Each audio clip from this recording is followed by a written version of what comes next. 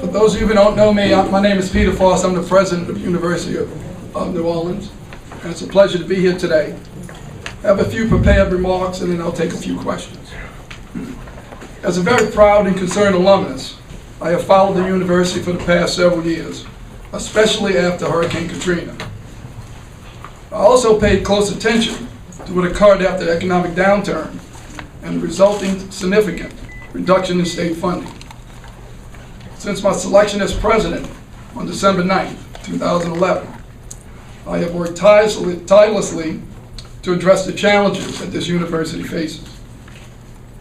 The situation with athletics is only one of many challenges and decisions that I and the university family must address. I must add that this decision is not the most important challenge we have, but it's by far the most visible. More pressing issues include declining enrollment, needed improvements in student services, both academic and student life improvements, maintaining research productivity, faculty compensation, and completing the capital improvement projects on our campus that we've been doing since Hurricane Katrina. When I was selected as president, I was notified that I would make the final decision whether the University of New Orleans would continue to transition to Division II or remain as a Division I member. I actually have spent an inordinate amount of time researching, talking to people, and evaluating all the information and data I could obtain. Today I'd like to announce that the University of New Orleans will remain a member of Division I.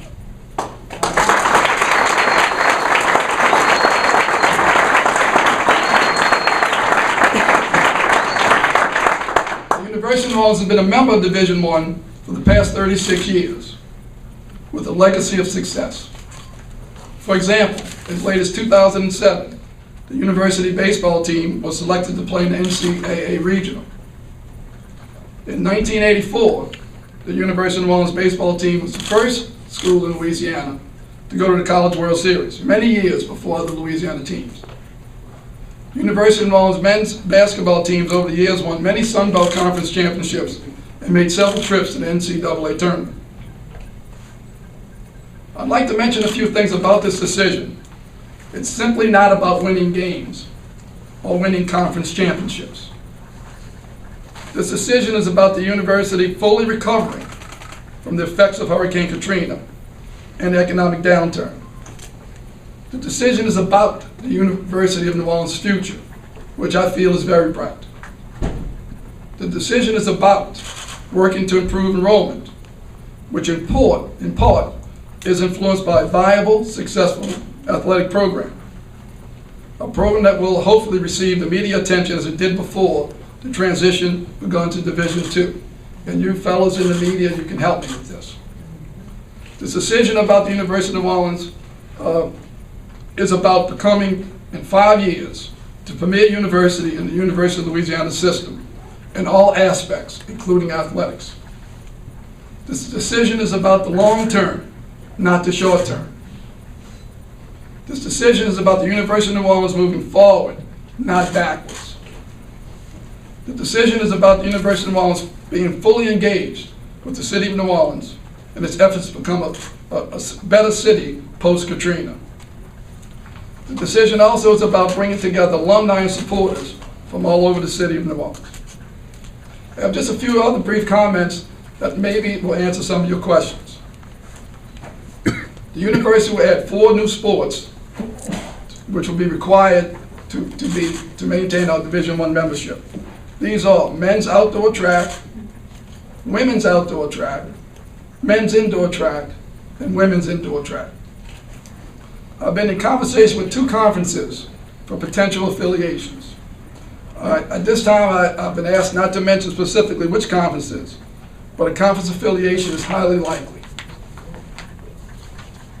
The University of New Orleans must report to the NCAA information for the past 2.5 years that it has indeed behaved as a Division I member. This includes calculation of the academic progress of scholarship athletes, which is known as the APR. This has not been calculated since beginning the transition to Division II. Since the transition to Division II, the university has stopped transferring funds from the operating budget to the athletic department. I will begin to again transfer funds to support athletics. These funds will be at a level that the university will be competitive and successful in athletics. These funds will not come from academics or vital student affairs activities. I'm a past academic dean and executive vice president of academics. I will not take a penny from academics to support athletics. In total, I plan to transfer less than 2% of the university's total operating budget to athletics. Now, I expect increases in enrollment as a result of us playing NCAA Division I with the proper media attention. And my expectation is that these increases will cover any funds that I transfer from the operating fund. All current student athletes will be evaluated on a case-by-case basis to determine their compliance for Division I competition.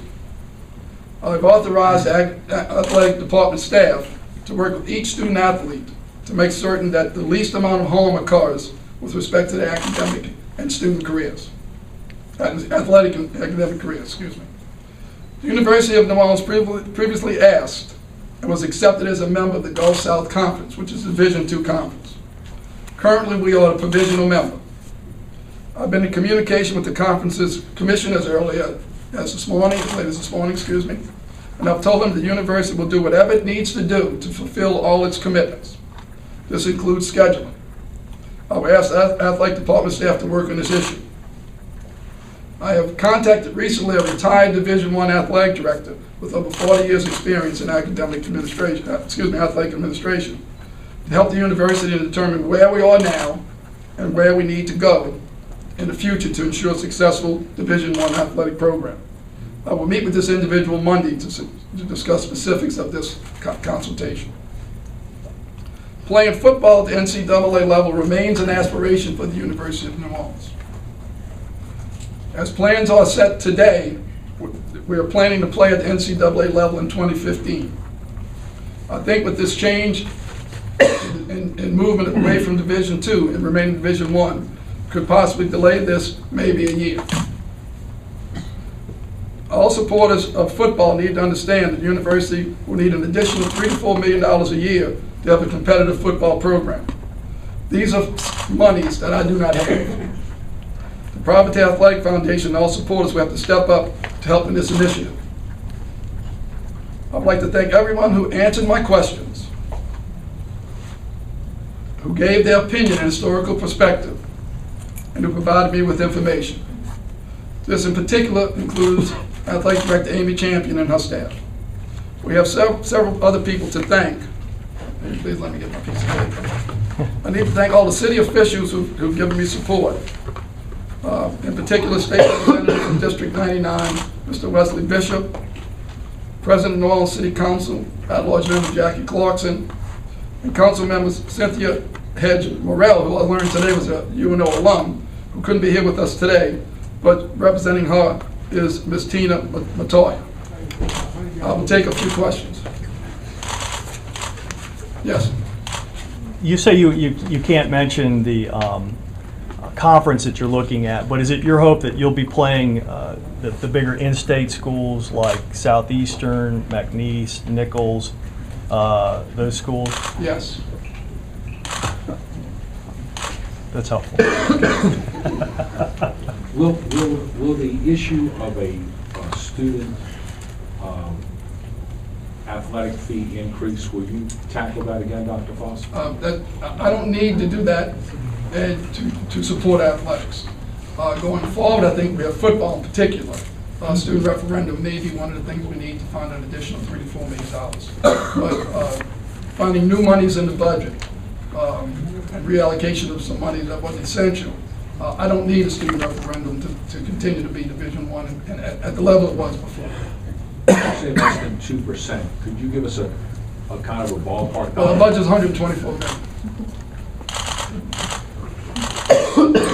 million. Is the school in a better shape now than it was a couple years ago when the decision was made to drop down in division, or did you just have different budget priorities now, or how are you able to shift that money? Sure. Well, if you paid attention, the governor's executive budget has requested no cuts in higher education. That's wonderful. And anticipated that budget will happen. So in prior years, they were facing cuts, and knowing there were cuts every year. I'm hoping that this is a sign that the governor will continue to fund higher education. So we're not planning for a cut. So the situation is much different. And being part of the UL system, does it make it easier to make this decision? And you do have the support of Dr. Moffitt and the rest of the hierarchy? And yes, I have the full support of Dr. Moffitt and the board. And because from their perspective, all the other 8 sister institutions all play NCAA at Division I. We would be the only school in the system that played at Division II. The only school in the major U.S. city not playing Division I. So yes, I've had the full support of the board as well as Dr. Moffitt. Would you speak, please, to the free advertising you get from Division I, especially if you're successful at it? What you think it can do for the university? Evidence has showed that successful athletic programs increases enrollment. Let me just tell you a little bit more specifics about enrollment. We were almost 18,000 before Hurricane Katrina. This spring we're 10,000. I just figured the math on that. A lot of our budget comes from tuition and student fees. So I have to do whatever I can to increase enrollment. There's lots of evidence that says successful programs. Chancellor Martin at LSU came out in a newspaper article right after the BCS championship game saying that historical numbers of applications for LSU this year, and they didn't do anything different in recruiting students other than their team went to the BCS championship. So I'm confident that a successful athletic program will increase my enrollment. Especially, by the way, I need to tell you people in the media, when I took over as president, I was selected on December 9th, I started really paying attention to what y'all said about UNO. For athletics, since yesterday's the most publicity we've gotten since December 9th. I'm not accusing you, but other than those little bitty things, UNO 6, Pensacola 5. Okay, right, coach? Where are you? You know, Tulane opens up their spring practice and there's a full-page picture of the coach the day after we won a basketball game, and we got a little thing like this. He's on the front page of your sports page. So I need to have the exposure, and I think I understand that I need to play Division I to get that exposure. in addition, do you believe you'll be able to bring back some of the better athletes? I understand you've lost about approximately 95 athletes since the decision to go to D2. Right. Well, it's up to my coaches. They now can go recruit Division I qualified student athletes. Remember, they're student athletes. We have to qualify them on their student ability, and they'll have the funds to have more scholarships. My basketball coach is in here. I saw him earlier. If y'all have votes for Coach of the Year, please vote for him. He had 3 scholarships. 3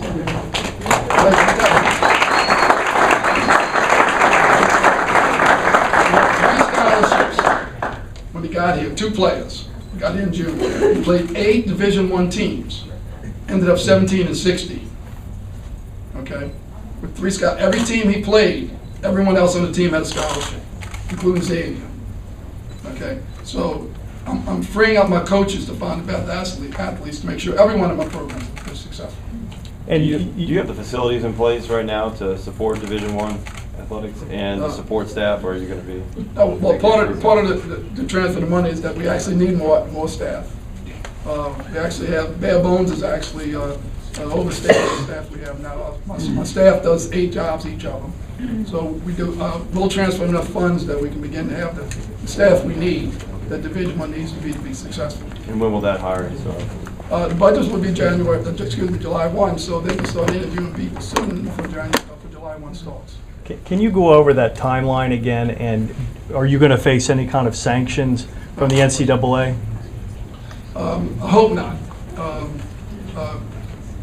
Since we are going to remain Division I, NCAA, we have to report to the NCAA that the last 2 years we have been behaving as if we were Division I, which is tracking the academic progress of the scholarship athletes. In Division II, you don't have to do that; it's not a requirement. So we didn't do it. So we have to go back and calculate all those things. I have no idea what our APR is. Wouldn't be surprised if it was low in some sports. Because when athletes left us, that counts against our APR. So I don't really know what it's going to be. Now, I FedExed a letter yesterday to Mr. Steve Maloney, who's the Division I membership coordinator for NCAA, as well as to Dr. Mark Emmett, and I requested an extension to the Katrina waiver for 1 year. But do you, I don't, you can flip a coin, I guess, for their decision, but I will follow up to see if they'll give me 1 more year. is it possible you may have to sit out a year because of the What flux of I was less? told on the phone by Mr. Maloney that possible sanctions are probation, which means no postseason competition. But I don't think we have to sit out. You got time for a couple more? But can't you get like an APR waiver, Dr. Fos? That's what we're trying to do. That Right. was the letter I sent yesterday. I FedExed it yesterday. For the APR waiver for Yes. 1 more year? 1 more year. So you could be in compliance? Yes. And I hope that they say okay. Any decision on, will you be retaining your current AD? No decisions have been made yet relative to any staff, actually. But you're bringing in somebody to help a transition back I'm to... bringing him in as a consultant, and I'll use, and I respect his advice, and I've known him for many years. So we'll just see what he has to say. When are you going to No be one's able, lost their job. when will you be able to fill in some of the blanks here as far as who that person is and what division? Well, let me you're- meet him Monday and make sure he's going to do it for me. We had a telephone conversation, says, I'd love to help you, but let's talk over dinner. So I'll tell you Tuesday morning. Will he be somebody that those of us in Louisiana would recognize the name? He's not in Louisiana, but you would Okay. recognize his name. Any other questions? Thank you, sir. I've